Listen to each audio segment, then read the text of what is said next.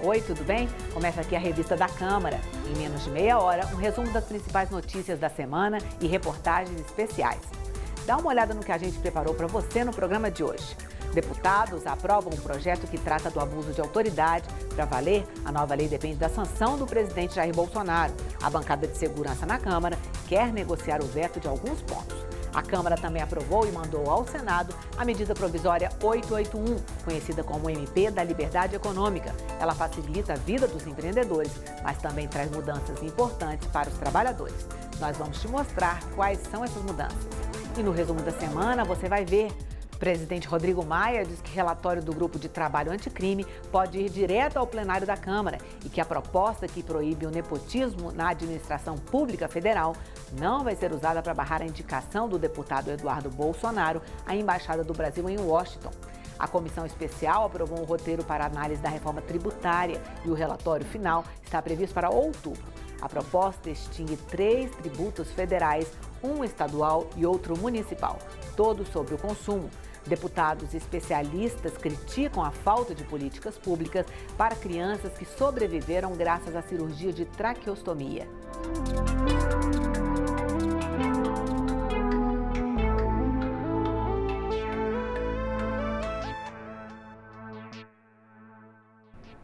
Na semana que passou, a Câmara concluiu a votação da medida provisória 881, conhecida como a MP da Liberdade Econômica, que seguiu para análise dos senadores. Os deputados também aprovaram um projeto do Senado que define os crimes de abuso de autoridade cometidos por agentes públicos. O texto seguiu para a sanção presidencial. O repórter Cid Queiroz acompanhou o plenário. O texto prevê que serão consideradas criminosas as condutas praticadas com a finalidade específica de prejudicar outra pessoa ou beneficiar a si mesmo ou a terceiro, assim como por mero capricho ou satisfação pessoal. A nova lei do abuso de autoridade prevê, entre outras penalidades, a obrigação de indenizar o dano causado, a inabilitação para o exercício do cargo, mandato ou função pública, ou mesmo a perda dessas mesmas funções. A suspensão ou demissão, porém, somente será aplicado nos casos de reincidência. Para conter abusos na prisão temporária, a nova lei determina que ela deverá conter necessariamente o período de sua duração e o dia em que o preso deverá ser libertado. A apuração e a denúncia dos crimes de abuso de autoridade não dependerá de queixa do ofendido contra o suspeito. Passa a ser crime violar direito ou prerrogativa de advogado, como a inviolabilidade de seu escritório. O projeto inclui a escuta ambiental entre os atos tipificados como grampo ilegal. A votação do texto gerou protestos no plenário, especialmente dos parlamentares ligados às polícias. A lei é muito boa, mas ferra com os policiais, aqueles que defendem os filhos de vocês, a família de vocês. O artigo 9º, ele praticamente decreta que aquele juiz que decretar a prisão temporária preventiva em primeiro ou segundo grau pode ser tido como criminoso e se o STJ ou o STF der um habeas corpus para aquele preso. Isso é deixar o juiz de primeira e segunda instância completamente desnudo. Lideranças defenderam acordo para a aprovação da matéria. E o relator explicou os atenuantes do projeto. Nós damos um atenuante de que o juiz não pode ser processado por abuso de autoridade por divergência na interpretação da lei. Então, estamos preservando a condição do juiz do seu discernimento. O destaque defendido pelo delegado Valdir, nós conversávamos aqui e trabalhávamos um acordo para que o presidente Bolsonaro, se achar correto, vete. Porque na maioria do plenário nós não queremos nada contra policial na sua atividade profissional. O próprio presidente Rodrigo Maia se manifestou. Esse texto é um texto que atinge de forma democrática a todos aqueles que, revestidos de um cargo público, podem cometer algum crime de abuso de autoridade. A Câmara aprovou também esta semana a MP da Liberdade Econômica. Ela estabelece garantias para o desenvolvimento de negócios no Brasil, impondo restrições ao poder regulatório do Estado e retirando entraves burocráticos para o funcionamento das empresas. A maior polêmica na votação desse projeto foi o fim das restrições de trabalho aos domingos e feriados, assim como o fim do pagamento em dobro do tempo trabalhado nesses dias, se a folga for determinada para outro dia da semana. A ideia de preservar o domingo é respeitar tradições do Brasil. Muitos frequentam a missa, o culto religioso. O domingo é o dia do encontro da família. Essa medida desagrega a família, desrespeita as tradições do Brasil. Eu não sei o porquê a oposição está lutando contra. Deixa trabalhar no domingo. Se a pessoa quiser trabalhar no domingo, vai lá trabalhar. Tem que ficar uma obrigação, mas está esquecendo que eles estão matando o pequeno empreendedor.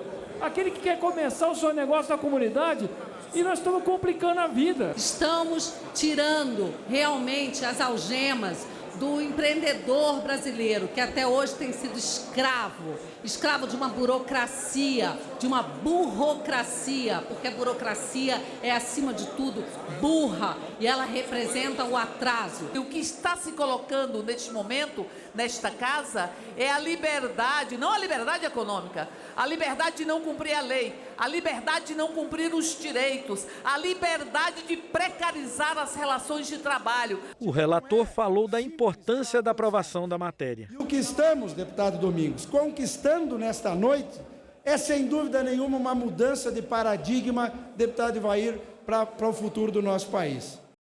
A gente fez um resumo do que foi aprovado aqui na Câmara, nesta MP, que também traz mudanças nas leis trabalhistas. Vamos começar pela permissão do trabalho aos domingos e feriados, que, como você viu aí na reportagem do Cid Queiroz, provocou mais polêmica entre oposição e governo. Quando o empregado trabalhar no domingo ou no feriado, o pagamento em dobro deste tempo trabalhado pode ser dispensado se a folga for determinada para outro dia da mesma semana. Mas o empregado terá de ter pelo menos uma folga em um domingo a cada 3 trabalhados, ou seja, 3 domingos trabalhados, o próximo é de folga. As atividades econômicas podem ser exploradas em qualquer dia da semana, inclusive feriados e domingos. As agências bancárias, por exemplo, poderão abrir aos sábados. A proposta determina que serão obrigatórios os registros de entrada e de saída no trabalho somente em empresas com mais de 20 funcionários. Atualmente, vale para empresas com mais de 10 trabalhadores. A MP prevê que as carteiras de trabalho serão emitidas pelo Ministério da Economia, preferencialmente em meio eletrônico. A impressão em papel será a exceção. O documento terá como identificação única do empregado o número do CPF.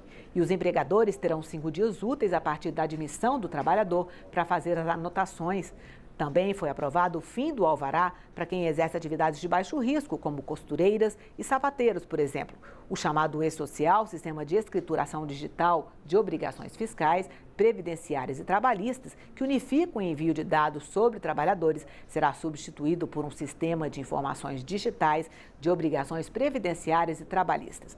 O texto determina ainda que será extinto o Fundo Soberano, que é uma espécie de poupança pública criada em 2008 pelo ex-presidente Lula, que está zerado desde maio do ano passado. É bom lembrar que essa medida provisória ainda depende da aprovação dos senadores e, claro, da sanção do presidente Jair Bolsonaro para passar a valer. O presidente da Câmara, Rodrigo Maia, descartou a criação de uma nova CPMF na proposta de reforma tributária que está em análise na casa. Oficialmente, o governo também nega a recriação do imposto. O parecer do relator da reforma na comissão especial deve sair a partir do dia 8 de outubro, como mostra a repórter Sandra Amaral.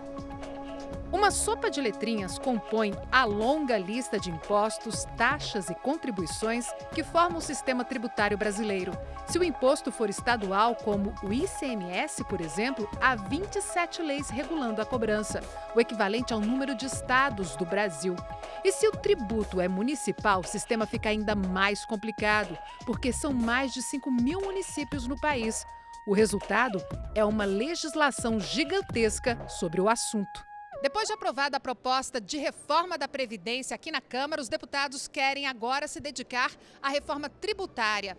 A promessa é simplificar, mas a missão pode ser tão complexa quanto o sistema de cobrança de impostos brasileiro. Só na Câmara há 2 propostas de emenda à Constituição sobre o tema. Uma outra tramita no Senado e o governo federal promete enviar uma 4ª ao Congresso. A primeira proposta na Câmara é de autoria do deputado Baleia Rossi e simplifica o sistema ao propor a unificação de tributos sobre consumo. seriam extintos os impostos federais IPI, PIS e COFINS, o estadual ICMS e o municipal ISS. No lugar deles, seriam criados 2 tributos. O primeiro seria o Imposto sobre Operações com Bens e Serviços, o IBS, que incidiria sobre o valor agregado dos produtos e seria de competência federal, de estados e de municípios. O segundo, o Imposto Seletivo, seria de competência federal e incidiria sobre bens e serviços específicos. Para esta proposta, já tem comissão instalada e um plano de trabalho fechado. A ideia é apresentar o parecer no dia 8 de outubro. O conceito do que foi proposto é a simplificação tributária, né? É a transparência e se trabalhar para que nós possamos ter justiça. Resgatando aquilo que já foi feito também na casa, nós não vou ignorar todo o trabalho que foi feito aqui. O sistema tributário nacional ele tem a ver principalmente com cobrança de imposto sobre consumo, sobre folha de pagamento, sobre renda e sobre propriedade. E essa reforma simplesmente isola e trata apenas dos impostos sobre o consumo. A segunda proposta na Câmara foi apresentada pela Frente Parlamentar da Reforma Tributária. O texto propõe a criação de um imposto sobre bens e serviços federal e outro para estados e municípios. Extingue ICMS, ISS, PIS, COFINS e IOF. O IPI seria cobrado apenas para consumo prejudicial à saúde e segurança pública e para manter a Zona Franca de Manaus. Tudo que é produzido na Zona Franca de Manaus é aplicado o IPI, mas ele vai ser utilizado inclusive como mecanismo de tributar produtos que são nocivos à saúde e à segurança pública, exclusivamente. Com isso, a gente vai tributar, sim, fumos, cigarros, bebidas alcoólicas. A proposta também tributa lucros e dividendos em 20% e institui o IMF, Imposto sobre Movimentação Financeira. Já o projeto que tramita no Senado amplia o número de tributos que seriam extintos. O texto, baseado no relatório do ex-deputado Luiz Carlos Rauli, acaba com 8 impostos federais: IPI, IOF, CSLL, PIS, PASEP, COFINS, Salário e Educação e CID sobre os combustíveis. Também acaba com ICMS estadual e o ISS municipal. No lugar deles, seriam criados 2 tributos, um sobre o valor agregado de competência estadual, chamado de Imposto sobre Bens e Serviços, IBS, e outro sobre bens e serviços específicos de competência federal. O nosso primeiro pilar é a simplificação.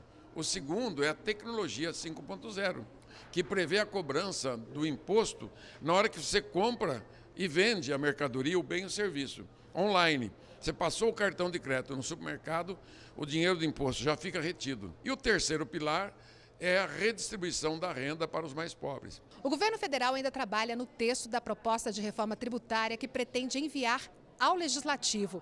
Mas a líder do governo no Congresso, deputada Joyce Hasselmann, sugeriu que, ao invés de enviar uma nova proposta, o Executivo aproveite o texto que está em análise na comissão especial de autoria do deputado Baleia Rossi. Eu tenho defendido já há mais de um mês e meio que o governo sente, né, com o deputado Baleia Rossi e também lá com o presidente, né, do Senado, para que nós possamos juntos construir um texto só. Eu acho mais inteligente aproveitar o texto que já está tramitando, porque você vence tempo, já passou pela CCJ, então você ganha tempo com isso e construir aí, né, uma reforma conjunta. Aí seria um bebê com 2 pais. Diante de tantas possibilidades de reforma, uma maioria prepara um consenso: impedir a volta da CPMF. A única certeza que nós temos é que a CPMF não volta, porque se o presidente não quer e o Congresso não quer, não tem CPMF.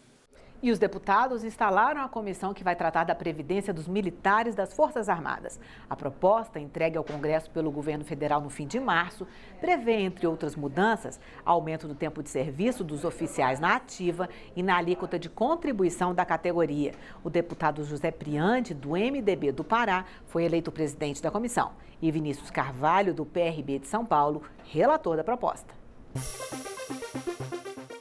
Marcha das Margaridas reuniu mais de 40 mil mulheres em Brasília. Temas polêmicos em debate nas comissões da Câmara. Candidaturas independentes na política.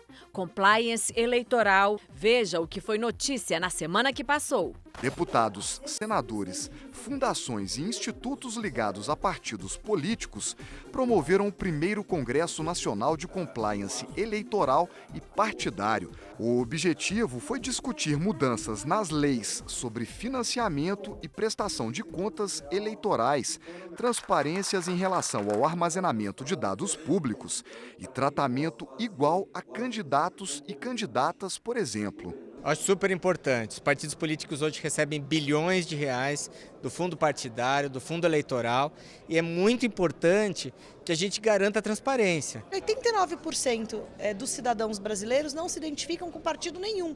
Então nós temos um problema que precisa ser enfrentado olhando para frente. Compliance é uma palavra original da língua inglesa, uma expressão usada para exigir de pessoas, empresas e organizações um comportamento ético.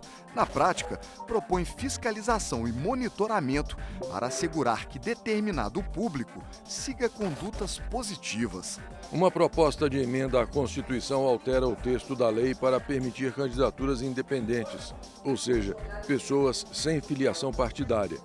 A iniciativa pretende diminuir a força dos líderes partidários, oferecendo uma alternativa ao eleitor. O Brasil faz parte de um grupo de 9% dos países do mundo que não permitem a candidatura independente. A maior parte dos países envolvidos tem, boa parte dos países também em desenvolvimento também tem um mecanismo similar em algum nível da sua estrutura de representação democrática. A proposta apresentada na CCJ inclui um fator que foi muito criticado durante o encontro. Ele prevê a candidatura independente mediante o apoiamento de um número mínimo de eleitores, o que não acontece com os candidatos registrados por partidos políticos. A candidatura independente ela é a mãe de todas as reformas, porque ela vai propiciar a oxigenação da política e ela vai propiciar também a quebra do cacique político, transferindo o poder da cúpula para as bases dos partidos. A oposição ao projeto veio do representante da Ordem dos Advogados do Brasil. Ele acha o sistema de candidaturas independentes inexequível. Nesta casa não há espaço para individualidade, porque é a casa do povo e o povo são muitos. A Sexta Marcha das Margaridas encheu a principal avenida do poder em Brasília, com trabalhadoras rurais de todo o país e, desta vez, representando vários segmentos da sociedade contra o que os participantes consideram um ataque aos direitos sociais. Tem denúncia, mas tem proposição dizendo qual é o modelo de sociedade que as Margaridas defendem. O movimento, que nasceu inspirado na trabalhadora rural e sindicalista Margarida Maria Alves, assassinada em 1983 na Paraíba, sempre teve como bandeira principal o combate à violência contra a mulher do campo. Mas, desde o início, abriu foco para todas as políticas voltadas à melhoria de vida das agricultoras e das moradoras de comunidades tradicionais. Tem uma pauta de reivindicações que vai da questão das terras, da reforma agrária, e um conjunto de reivindicações em torno disso, que vai desde tecnologia, produção, direitos sociais, educação, financiamentos e não violência. Ajudam a produzir o alimento que vai para a mesa de todas as grandes cidades e pequenas cidades brasileiras.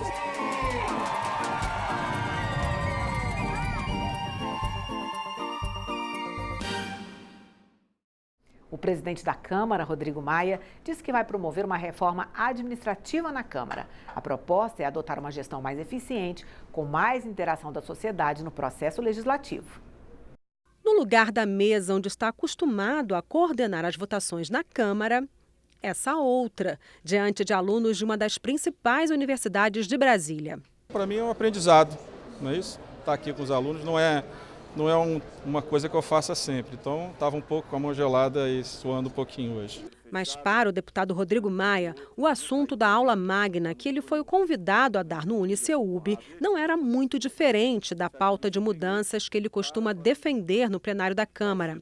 Mais eficiência no setor público, com reforço na reforma administrativa, que pretende implantar no Legislativo. Nós já fizemos o que nós tínhamos que fazer da reestruturação do sistema previdenciário, que atingiu a sociedade, a gente atingiu os políticos, que foi dura a reforma com o sistema previdenciário dos políticos, mais dura de todo, não tem transição, e também os servidores públicos deram sua contribuição. Então agora eu acho que está na hora de olhar para o futuro. E a reforma administrativa vem com esse aspecto para a gente olhar para o futuro. A reforma administrativa na Câmara também ocupou outra parte da agenda de Rodrigo Maia nesta quinta. Ele assinou o termo de cooperação com o movimento Brasil Competitivo, que vai coordenar um estudo para orientar as medidas de reestruturação do funcionamento da Câmara. Uma das expectativas é mudar o perfil do servidor, que passaria a trabalhar mais como formulador e gestor.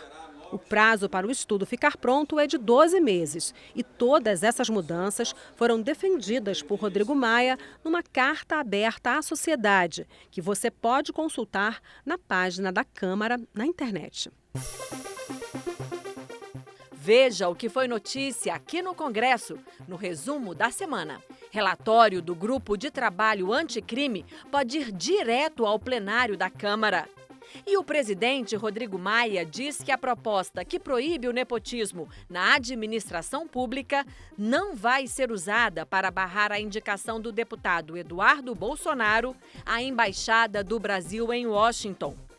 Se o projeto do nepotismo passar, ele não será misturado nem acelerado, porque o presidente vai encaminhar o nome do filho a uma indicação na Embaixada. Essa vai ser uma decisão do Senado, né? O deputado vai ser sabatinado e vai ser aprovado ou rejeitado pelo plenário, mas de forma nenhuma aprovar um projeto que limite um direito que hoje o deputado tem. A gente pode concordar ou não com a indicação, mas a gente nunca pode usar uma lei ou uma medida provisória contra ninguém.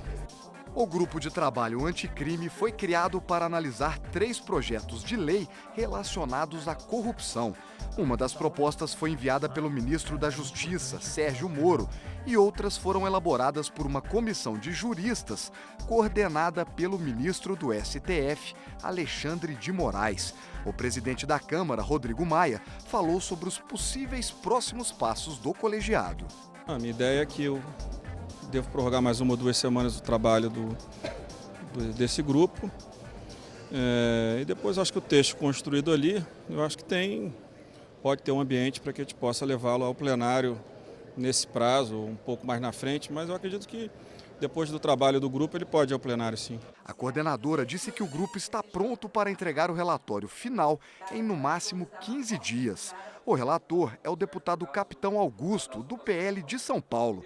Margarete Coelho explicou que cada ponto do relatório será votado individualmente pelos deputados e, no fim, só os temas aprovados vão continuar no texto.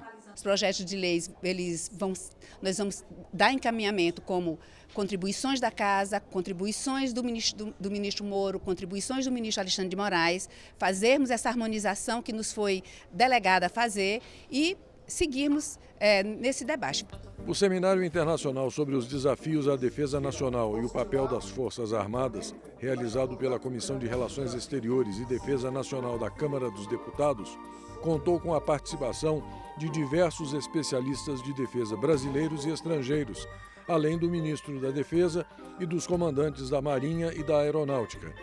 Foram debatidos temas como arquiteturas e estratégias de defesa, as Forças Armadas em transformação, o crime organizado transnacional e a segurança nacional, entre outros. O evento no auditório Nereu Ramos foi comandado pelo presidente da comissão, deputado Eduardo Bolsonaro, que citou alguns dos desafios atuais à nossa segurança. É um tema importantíssimo. A gente sabe que a principal entrada de drogas e armas do Brasil ocorre pelas fronteiras, e nas fronteiras nós temos uma presença efetiva das Forças Armadas.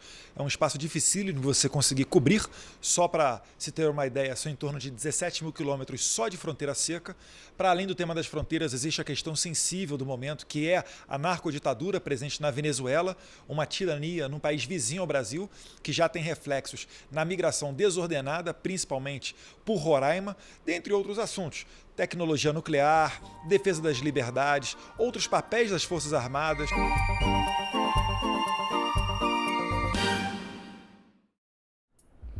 A Comissão de Seguridade Social e Família reuniu pediatras e otorrinos para debater um tema delicado: a situação de crianças submetidas à traqueostomia, que é aquela cirurgia no pescoço para facilitar a entrada de ar nos pulmões. Especialistas criticaram a falta de políticas públicas para o devido cuidado de quem sobreviveu graças a essa intervenção cirúrgica. As obstruções nas vias aéreas em bebês prematuros, que antes eram indício de morte, hoje são contornadas graças a procedimentos modernos como a traqueostomia, que possibilita a sobrevida dessas crianças. De acordo com dados do Ministério da Saúde, a técnica precisou ser feita em cerca de 0,5% das internações em crianças de 0 a 11 anos, entre 2014 e 2018. Quem cuida de crianças que dependem do procedimento tem de lidar com uma série de preocupações, como a troca de cânula, custo dos materiais e despreparo dos profissionais, motivo de queixa de pais e de parte da comunidade médica. Nós temos dificuldades básicas com essas mães, até mesmo para a troca da cânula de traqueostomia, que tem um prazo para ser realizado. O custo disso, não existe códigos e um cuidado específico para essas crianças. Então isso gera, às vezes, um problema muito grande para uma família que não tem condições financeiras de disponibilizar a compra da cânula e até mesmo para os hospitais públicos. A falta de cuidados adequados levou a filha de Danilis Costa à morte. Ela compareceu à audiência para contar o drama que viveu e cobrar do poder público maior atenção aos pacientes. Ela usou a traqueostomia durante 3 anos, por insuficiência respiratória, né? Ela evoluiu para a traqueostomia, né? Aí, após isso, ela foi de atendimento de home care, que é uma semi-UTI para dentro de casa, ficou 2 anos internada em casa, né? Quando ela voltou para a UTI com uma pneumonia, ela pegou infecção hospitalar, sepsia e veio a óbito. O representante do Ministério da Saúde ressaltou que os casos de traqueostomia em crianças são raros e reconheceu a necessidade de se humanizar a discussão. O Estado brasileiro tem que produzir proteção para todos os brasileiros. E essas são um mix de estratégias que o Ministério tem que desenvolver. Autor do requerimento da audiência, que é médico pediatra, mostrou preocupação com a escassez de dados sobre o tratamento. As estatísticas que eles apresentaram aqui não são compatíveis com o número de pacientes tratados. Então existe uma demanda muito grande nos quais nós temos que evoluir no tratamento desses pacientes. O que a gente pede para os governantes é um cuidado especial, vamos falar assim, né? Um cuidado especial com essas mães, com essas crianças principalmente, que necessitam desses cuidados.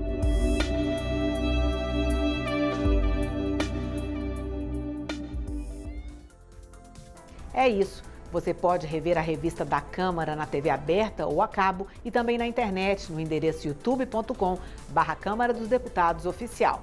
Espero você no próximo programa. Tchau!